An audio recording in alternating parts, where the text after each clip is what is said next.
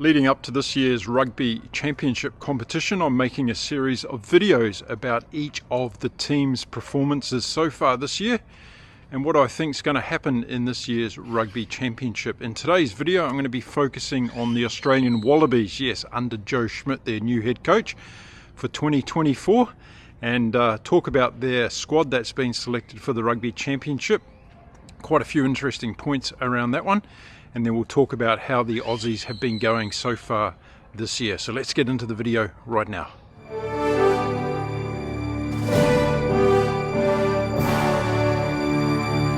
G'day and welcome back to the channel. If it's your first time here, welcome. It's great to have you here. My name is Mark. I'm a retired Kiwi bloke who's living here in beautiful Cancun in Mexico. Now today I'm going to be talking about Australia, yes, the Wallabies, and how they're going so far this year in 2024 under their new head coach, of course, Joe Schmidt from New Zealand, and just see what's been happening in their camp as we get ready for their first game next weekend against South Africa. That's going to be played at Brisbane at Suncorp Stadium. And boy, that's going to be a big test for the Australian Wallabies. Okay, so let's have a look at how Australia's gone so far this year in 2024. And their first test match, of course, was against Wales in Australia. And Warren Gatland's team, of course, no hidden secret here. They've been struggling since the Six Nations and haven't had a win. So it's going to be interesting to see whether or not Joe Schmidt's team was able to come away with a win in that first test match. And they did win that first test match by 25 points to 16. There was glimpses of hope there for Wales on certain occasions, but also a little bit of rustiness from Australia as their new set combinations looked a little bit struggling in the beginning of that game, and they just weren't executing at the highest of levels, you could say. But they got away with a win, and I think that was the most important thing for Joe Schmidt and for that team in that first game against Wales. So then we went into that second game in Australia, and pretty close affair, that one. It was a good game of rugby. Australia just grabbed it in the end, and they won that one by 36 points to 28. So that was the Welsh series out of the way for Australia. A bit of reflecting to go on for Joe Schmidt and the team. The Aussies played okay in different patches. They just didn't seem to have that top level execution going on. They scored a couple of breakaway tries that helped them in that series. But there were signs of things that really need to improve, and their next game up was against Georgia, and it was going to be interesting to see whether they're going to be able to put it together against Georgia.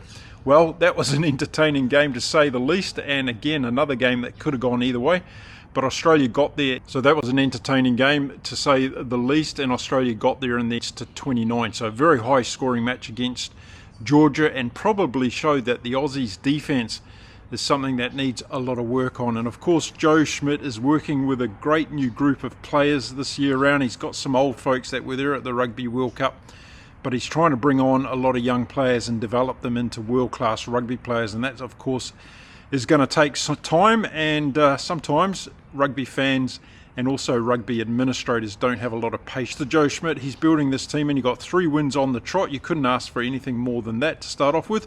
But now as we go into the Rugby Championship, things are going to change dramatically, because the level of competition is going to go up enormously compared to what they've seen against Wales and Georgia, with no disrespect to either of those two teams. But the reality is that the world champions are going to be the next ones up for Australia. And that's going to be a mighty, mighty challenge. So let's have a look at the squad now that Joe Schmidt has picked for the Rugby Championship series, and there's a couple of things that we need to look at when we have a look at the squad. Okay, let's have a look at the Aussies squad that they've selected for the Rugby Championship series. A couple of things to talk about here. It's first of all the players that have been selected, but the ones that are not going to be there, and I think that's going to be one of the biggest problems for Australia in this Rugby Championship this year. But let's start off and have a look at the forwards. 19 forwards have been selected for Australia. We've got Alalatoa, Bell, Blythe, Faisla, Frost, Hooper, Kaila, Nasser, Nongor, Pollard, Reiner, Salakaya Loto, Skipper, Tizano, Tupai, Usu, Valentini, Williams and Wilson. So now he's got a few players that have been playing really well so far this year. James Slipper, of course, fantastic rugby player for Australia over many, many years, brings all of his experience to this young squad, so that's a great thing to have. Alalatoa's been going well, Bell's been going well, but it's going to be a big call against South Africa in the first game, and the likes of Frost and Tom Hooper and Tupou, they're going to have to be right at the top of the games to be able to take on this South African forward pack, and I think that's a lot where Australia are going to be struggling. So that's their forwards that have been selected so far for this Rugby Championship, and I say so far because we could see some changes in that as the championship goes on. Now let's have a look at the backs that Australia have in their squad for this series.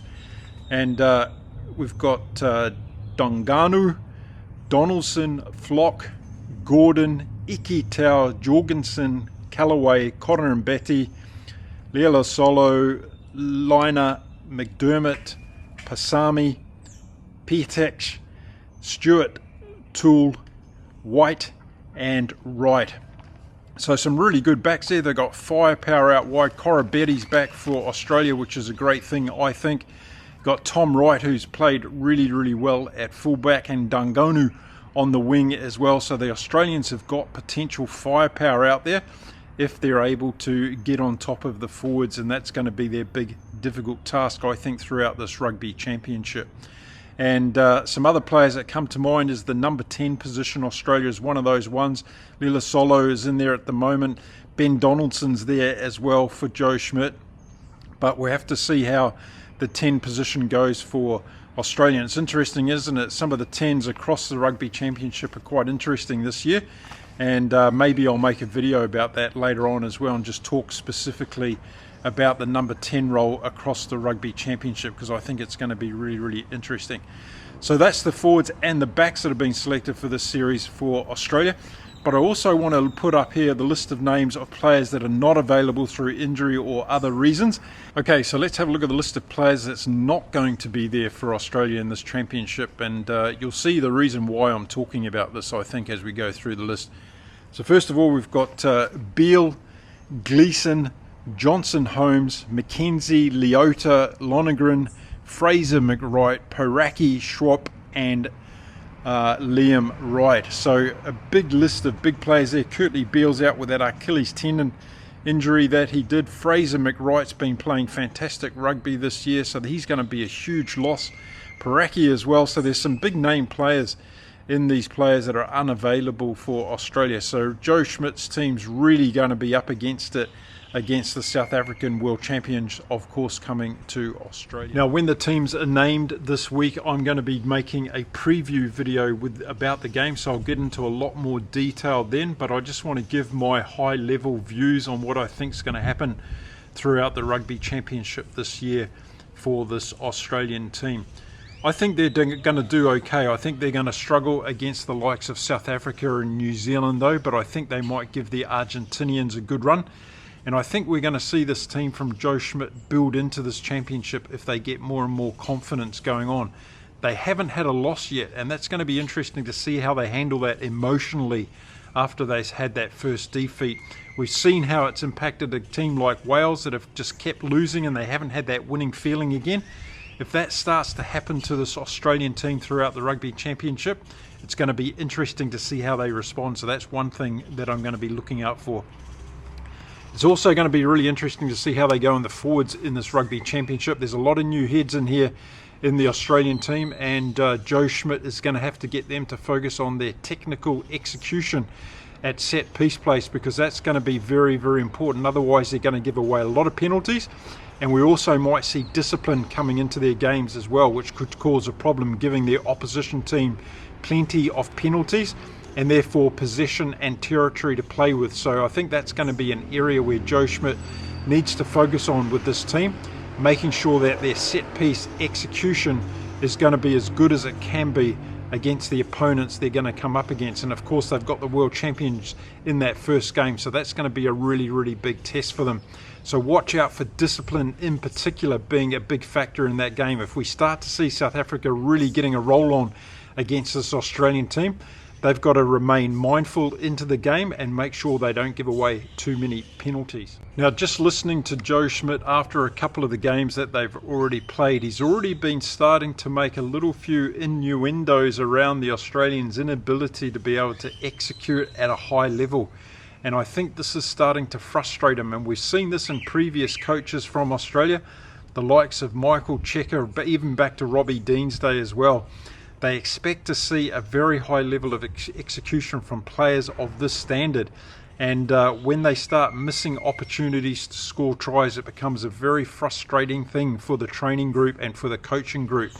And we'll have to see whether Australia, when they've got that extra pressure throughout the Rugby Championship from teams like South Africa, New Zealand and Argentina, whether they're going to make more mistakes or whether they're going to be able to uplift their standard of play. And that's going to be something that we need to really keep an eye on.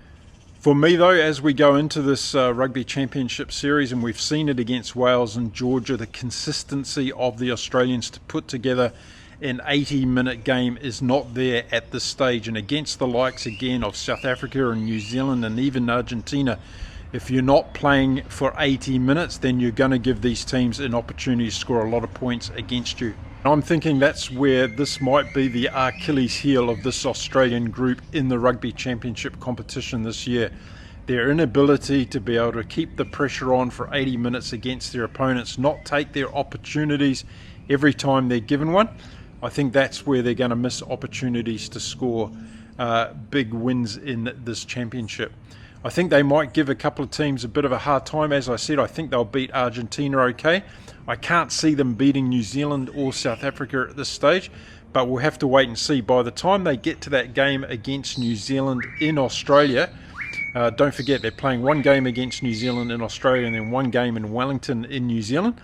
I think that might be the Wallabies' best chance against one of the two top teams in this year's championship. But of course, I'm seeing South Africa and New Zealand as being the top two teams in the Rugby Championship this year, with Australia probably slotting into third place depending on how they go in that first game against Argentina. They've got a lot of travel on the boards as well. They have to go all the way over to Argentina, so it's going to be interesting to see how this group travel. It's going to be their first time out of Australia this year, and that's going to be something else that the whole squad is going to need to step up to and try and manage the best they can. So a lot of tests coming up for the Australian group this year in the Rugby Championship. As I said, I'm going to be back this week with a preview video on this game between South Africa and Australia once the teams have been announced, and I'll go into a lot more detail around my thoughts. But as I sit here today in a beautiful sunny Sunday morning here in Cancun, I'm thinking that the South Africans are going to have too much firepower both in the forwards and out wide for this Australian group, and we've seen how well South Africa have played. The only caveat I put in there is that so far this year, between the coaching statistics of both Joe Schmidt and Rassie Erasmus, Joe Schmidt is winning that battle. He's had 3 wins on the trot, whereas Rassie Erasmus, of course, lost that one game against Ireland. So I'm sure that's going to fire up the comments after I've said that. And of course, totally different competition that South Africa played versus what Australia played. But you have your go in the comments. I'm sure you'll enjoy that one. Okay, so that's how I see things with the Australians. A lot of young guys in the squad this year for the Rugby Championship. It's going to be really interesting to see how some of those players step up. And then we've got the likes of Rob Valentini, who's playing outstanding rugby at the moment. I think the Wallabies are going to really miss Fraser McWright. Kurtley Beale would have been another one as well that I think would have been really, really important for the Australians in this campaign. But we've only got what they've got to play with, and they're going to have to do the best with that group. And who knows, we might see some stars come out of that series. It would be very, very interesting indeed. Okay, I'm going to be back again soon with another video in this series. We're going to be looking at Argentina and how they've been going so far in 2024 under their new head coach, Felipe Contaponi. And we're going to be having a look at their chances in this year's Rugby Championship. I'll be back early next week as well with the preview videos for each of the first games in the first round of this year's Rugby Championship after the teams have been announced. Talk about those players that have been selected and get into a lot more detail around the analysis on how I think these first round games are going to go. So make sure you stick around for that. The best way to do that, of course, is hit the subscribe button. It's free for you, helps me out a lot with my channel. And also, if you've enjoyed this video today, give this video a thumbs up and also share it wherever possible. I appreciate that. Okay, time to go for me. I'll see you all again very soon. Until then, stay safe, stay well out there, keep enjoying your rugby, no matter where you are in the world. And it's time to say adios from beautiful Cancun in Mexico. Until next time, bye for now.